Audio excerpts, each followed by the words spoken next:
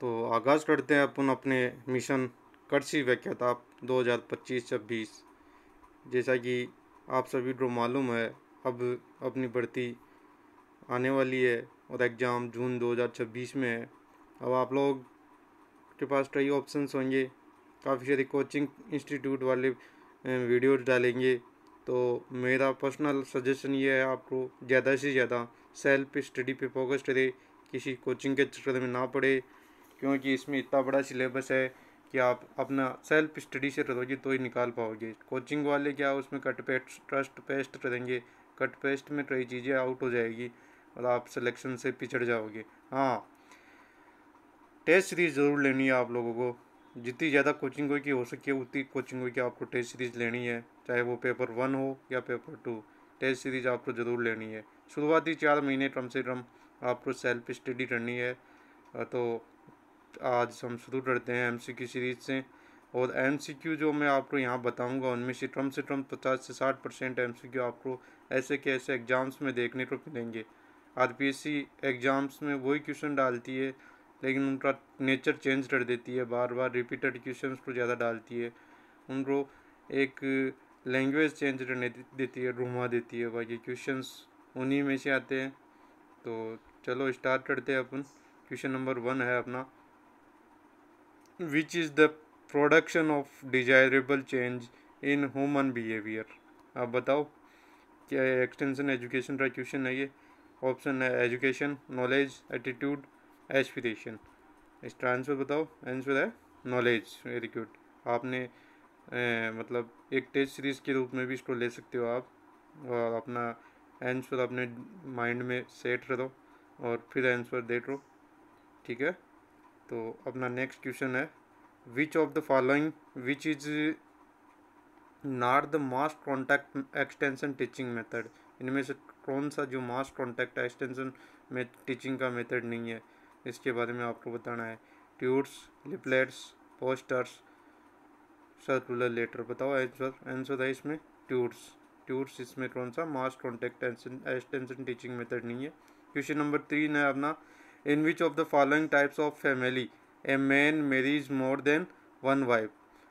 ये क्वेश्चन अपना बार बार पूछा जाता है, और ये अभी अपने एओ में भी पूछा गया था, आपको याद हो तो। ये क्वेश्चन डब्ल्यू में भी पूछा गया है, काफ़ी सारे एग्जाम्स में ये क्वेश्चन पूछा गया है। एक्सटेंशन का मेन क्वेश्चन है ये। तो इसमें बताओ कौन सी एक से ज़्यादा वाइफ रखते हैं तो उसको क्या बोलते हैं। ऑप्शंस आपके सामने है। आंसर है पॉलीगाइनस फैमिली। एक से ज़्यादा वाइफ रखते हैं उसको पॉलीगाइनस फैमिली बोलते हैं। क्वेश्चन नंबर 4 है, which of the following which is not the method of selection of ले लीडर्स। अब ले लीडर्स का कौन सा मेथड नहीं है इसमें। Election, society, performance test, destruction method. बताओ कौन सा मेथड नहीं है। परफॉर्मेंस टेस्ट इसमें नहीं है। क्वेश्चन नंबर 5 है ये, when there is limited time for discussion the large group of audience is divided into small unit for a short period it is called. बहुत सारे को एक स्मॉलर यूनिट में बांट देते हैं इसमें डिस्कशन में, तो इसको क्या बोलेंगे बताओ। बज सेशन बोलेंगे इसको। ये भी एक्सटेंशन का बहुत ही पॉपुलर क्वेश्चन है। The ability of an individual to project on set on self into the role of another person is called. इसको क्या बोलेंगे। इसको एबिलिटी को क्या बोलेंगे बताओ। ये प्रोजेक्टर से है, एम्पैथी बोलेंगे इसको। Strategic research and extension plan has been prepared in which of the following program. अब इसमें से कौन से प्रोग्राम में ये एक्सटेंशन और रिसर्च का स्ट्रेटेजी बनाई जाती है। केवीके, अटिक, आत्मा, टी&बी। बताओ आत्मा के अंदर ये कार्यक्रम होता है। Normally how many innovations are found in farming community. Farming community में इनोवेटर्स कितने होते हैं। इनोवेटर्स कौन होते हैं। अग्रिम ग्राहक जिसको हिंदी में बोलते हैं, मतलब जो सबसे पहले अपनी अडॉप्ट करते हैं न्यू टेक्नोलॉजी को, उनको इनोवेटर्स बोलते हैं। तो इनोवेटर्स अपनी फार्मिंग कम्युनिटी में कितने लोग हैं। 16%, 34%, 2.5 या 13.5। बताओ आंसर सोचो अपने माइंड में। अपना आंसर है 2.5%, मतलब सिर्फ 2.5% लोग ही अपने फार्मर्स फैमिली में है, मतलब फार्मिंग कम्युनिटी में 2.5% लोग ऐसे हैं जो किसी भी न्यू टेक्नोलॉजी को अडॉप्ट करने में इनोवेशंस मतलब इनोवेटर्स का काम करते हैं। वो अदृम वो है, बाकी लोग बाद में धीरे धीरे अपनाते हैं, पहले सोचते हैं, संकोच करते हैं, मतलब रिस्क बेयरिंग मतलब कम है न्यू टेक्नोलॉजी को अडॉप्ट करने में। तो न्यू टेक्नोलॉजी अडॉप्ट करने में जो अदृम होते हैं उनको इनोवेशंस बोलते हैं, इनोवेटर्स बोलते हैं। तो वो अपने 2.5% है। The period of 5 year plan recently and the country is, बताओ 2012 से 17 तक के 5 year प्लान था लास्ट, वो वहाँ ख़त्म हुआ था। चीज़ है, ये पुराना क्वेश्चन थे। द मोमेंट, अब नहीं आया था ऐसा question. The moment of secondary branches of roots and stem growing at right angle is known as, बताओ। ये अपना ब्रीडिंग का मेन मोस्ट क्वेश्चन है, डायग्नोट्रोपिक बोलेंगे इसको, ठीक है। क्वेश्चन नंबर 11 इसको क्या है, has there for rightly called transpiration as the necessary evil, बताओ नेसेसरी एविल किसने दिया था, ट्रांसपिरेशन को किसने बोला था नेसेसरी एविल, कि ये एक नेसेसरी एविल है प्लांट का, इसको इसने बोला था टूटिस ने। टूटिस ने क्या कहा था, ट्रांसपिरेशन को नेसेसरी एविल बोला था। ये फिर प्लांट फिजियोलॉजी का इंपॉर्टेंट क्वेश्चन है, बार बार रिपीटेड होता है ये। क्वेश्चन नंबर 12 है, which hormone is responsible for stimulating DNA synthesis in plants, DNA synthesis के अंदर रिस्पॉन्सिबल कौन सा हार्मोन होता है, प्लांट हार्मोन। ये इंपॉर्टेंट है, आपने डब्ल्यू में भी ये क्वेश्चन बार बार पूछा जाता है, तो आप में से लगभग सभी लोग डब्ल्यू का एग्जाम भी देंगे, तो ये सीरीज़ आपके लिए डब्ल्यू के लिए भी इम्पोर्टेंट रोल अदा करेगी। तो क्वेश्चनों को ज़रूर आप प्रैक्टिस करें। तो इसमें आप माइंड में सोचे कौन सा आंसर आ सकता है, oxygen, ethylene, cytokinin, gibberellin. DNA synthesis plant physiology का बोल सकते हैं, या इसमें कृषि ये हॉर्टिकल्चर का क्वेश्चन बोल सकते हैं। बताओ क्या आएगा इसमें, डीएनए सिंथेसिस कौन सा हार्मोन करता है, ऑक्सीजन, ठीक है, स्टिमुलेट करता है ये डीएनए सिंथेसिस को, वो है oxygen. First stable product of carbon assimilation is, carbon assimilation के लिए फर्स्ट स्टेबल प्रोडक्ट कौन सा है, स्टार्च, ग्लूकोज, पायरुविक एसिड या फॉस्फोग्लाइसरिक एसिड, बताओ कौन सा है। प्लांट फिजियोलॉजी का क्वेश्चन है ये, फॉस्फोग्लाइसरिक एसिड, ठीक है, फॉस्फोग्लाइसरिक एसिड, ठीक है। काफ़ी सारे अपने टेक्निकल वर्ड ऐसे होते हैं प्रयोग के नहीं आ पाते हैं, तो नहीं आ पाते यार। Maximum elongation of internodal region can be seen in, बताओ कौन सा है, ब्लू लाइट के अंदर इसमें सायरा। लैक्टोज कंसिस्ट ऑफ, बताओ लैक्टोज में किसका होता है, लैक्टोज और ग्लूकोज का लैक्टोज होता है, ग्लूकोज लैक्टोज क्या होता है, गैलेक्टोज और ग्लूकोज, गैलेक्टोज और ग्लूकोज, ठीक है। और इसमें आगे क्वेश्चन है अपना कार्निटाइन, कार्निटाइन बताओ क्या है, ये क्या है, प्रोटीन है एक, कार्निटीन, ठीक है। ट्राइटीन, ट्राइटीन है, ट्राइटीन, इसमें लैंग्वेज का पता कर, ट्राइटीन, ट्राइटीन, ट्राइटीन प्रोटीन है, ये प्रोटीन है मतलब बोलने लगे।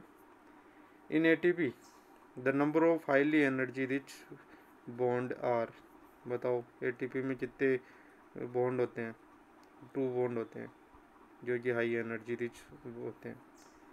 ग्लाइकोलाइसिस टेक प्लेस इन, ये अपना जेनेटिक्स का क्वेश्चन है, बहुत इंपॉर्टेंट क्वेश्चन है। ग्लाइकोलाइसिस कहाँ पे होता है, बताओ साइटोप्लाज्म में या क्लोरोप्लास्ट में या माइटोकॉन्ड्रिया में या पेरोक्सिसोम में, बताओ।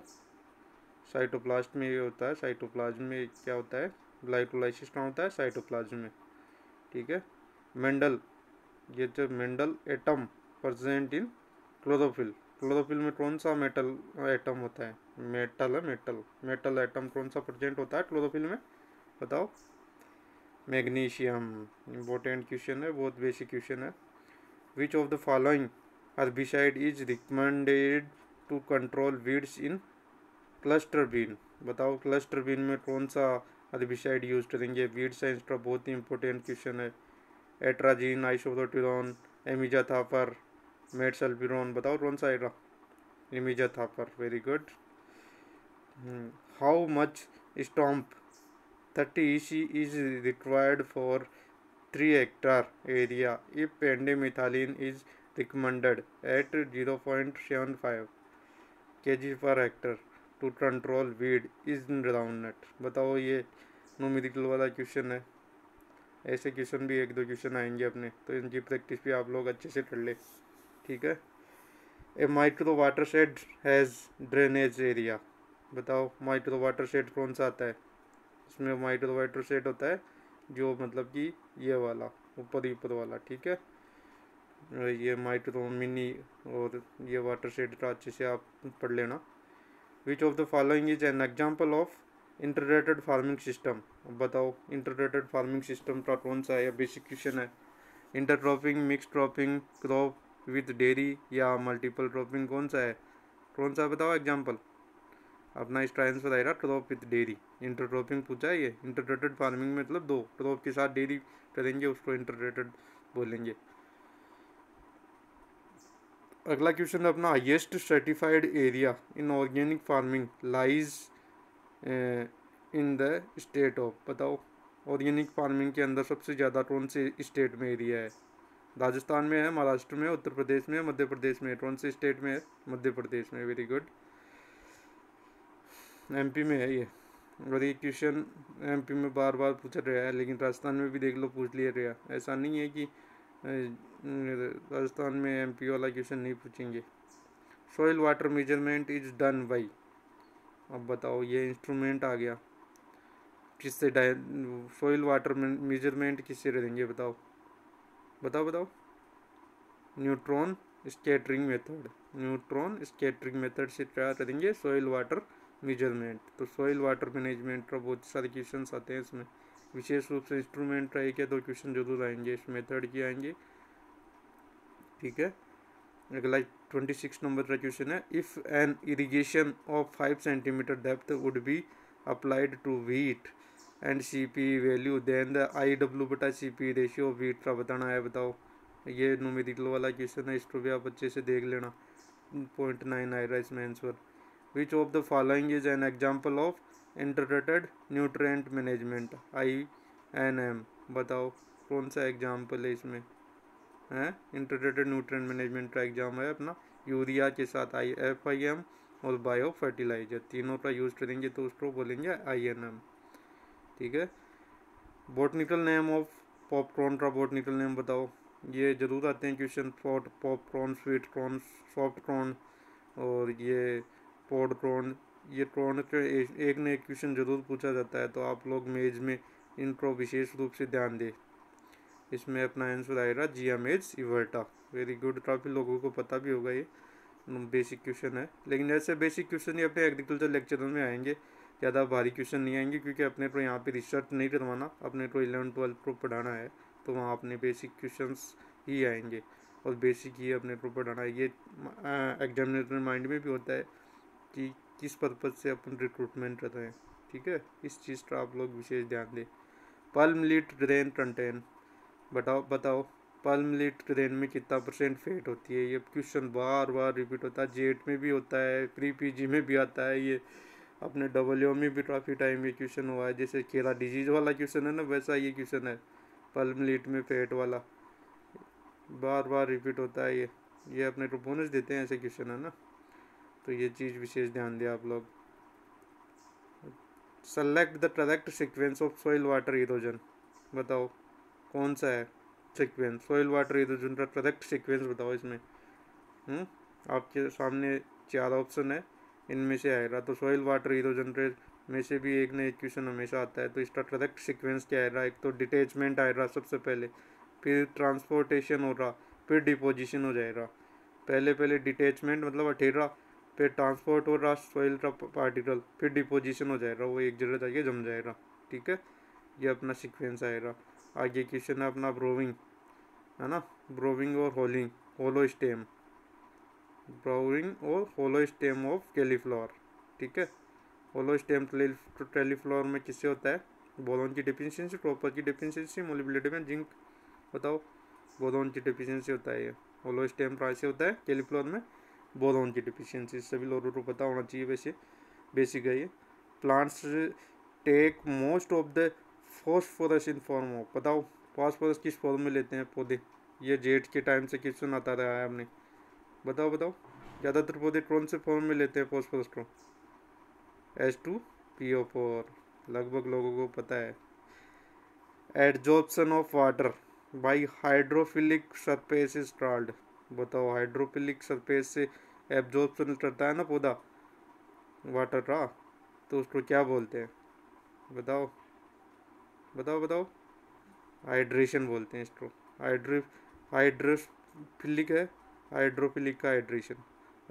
इसको अपना वैसे लॉजिकल भी ले सकते हैं। हाइड्रो है तो हाइड्रा आ जाएगा, हाइड्रो का हाइड्रा।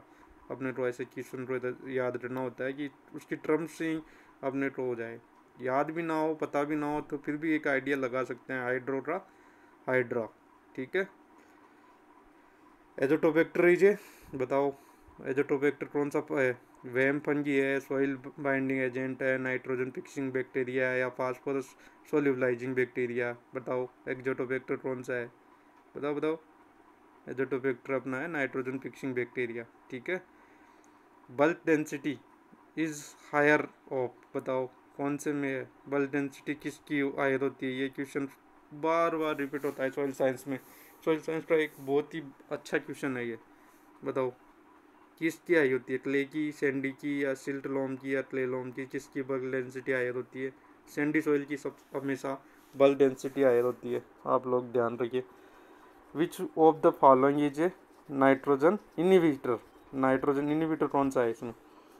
आंसर है या था यूरिया है, या नीम प्रोटेड यूरिया है, या सल्फर प्रोटेड यूरिया? बताओ, नाइट्रोजन नाइट्रिफिकेशन इनिबिटर कौन सा है? वो बहुत ही अच्छा क्वेश्चन है ये, और बार बार आता भी है। आंसर नाइट्रोजन सल्फर का ये आंसर। नाइट्रोजन इनिबिटर कौन सा है? आंसर। अब अगला क्वेश्चन है अपना, acid soils can be reclaimed by. बहुत ही नॉर्मल क्वेश्चन है, आप लोग सभी जानते होंगे कि लाइम मटेरियल जो होता है, चूना, चूना डालते हैं एसिड सॉइल्स में। जेट के टाइम से अपन पढ़ते आ रहे हैं, लेकिन ऐसे क्वेश्चन को नज़रअंदाज नहीं करना चाहिए। ट्रॉपिक क्वेश्चन ऐसे होते हैं अपने को लगता है आ रहे हैं, लेकिन उसकी लैंग्वेज पढ़ने के चक्कर में अपन उसको गलत कर देते हैं। तो अच्छे से पढ़ना है, तो अच्छे से अटेम्प्ट करना है। Phosphorus is necessary for. बताओ, फॉस्फोरस किसके लिए नेसेसरी होता है? बहुत अच्छा क्वेश्चन है ये, बेसिक क्वेश्चन है, कॉमन सेंस का क्वेश्चन है। ऐसा क्वेश्चन अपने को पता होना चाहिए। एग्रीकल्चर से अपन एग्रीकल्चर फील्ड का नॉलेज रखते हैं, तो सब लोगों को पता है कि फॉस्फोरस किसके लिए नेसेसरी है। रूट डेवलपमेंट के लिए।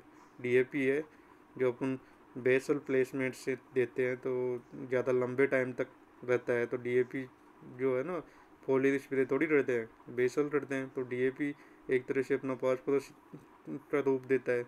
तो रूट डेवलपमेंट में अपना फास्फोरस नेसेसरी है। तो आप याद रखना सीधे से, फास्फोरस रूट डेवलपमेंट का काम करता है। ठीक है। At wilting point moisture is retained at. बताओ, बहुत अच्छा क्वेश्चन है ये। विल्टिंग पॉइंट कौन से पे आता है? मोर देन 15 बार पे होता है ये। ठीक है।